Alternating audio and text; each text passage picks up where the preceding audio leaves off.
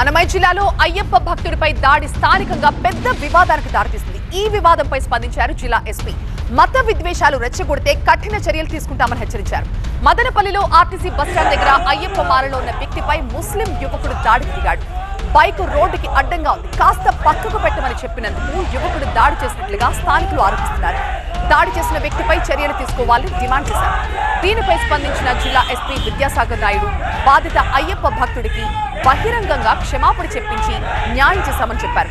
కొందరు మద్యం సేవించి రాద్ధాంతం చేశారన్నారు. మత విద్వేషాలు రెచ్చగొడితే కఠిన చర్యలు తీసుకుంటామన్నారు. ముందస్తుగా మదనపల్లిలోని పలు చోట్ల పోలీస్ పికెటింగ్ ఏర్పాటు చేశామన్నారు జిల్లా ఎస్పీ విద్యాసాగర్ నాయుడు.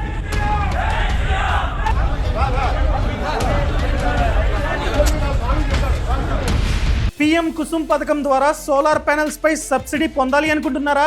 ఆ ప్రాసెస్ ఏంటో తెలుసుకోవడానికి ఇప్పుడే ఫ్రీడమ్ యాప్ని డౌన్లోడ్ చేసుకోండి.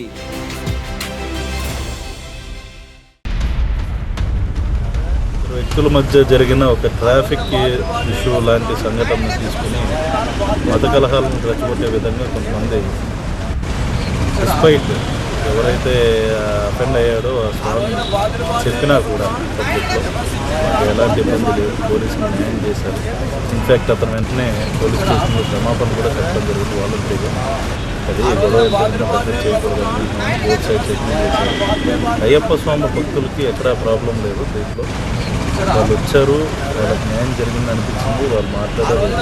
కొంతమంది రాజకీయ పార్టీలో ఉన్న వ్యక్తులు కానీ అదేవిధంగా లోకల్గా కొంతమంది తాగేసి కూడా వచ్చి గొడవ చేశారు.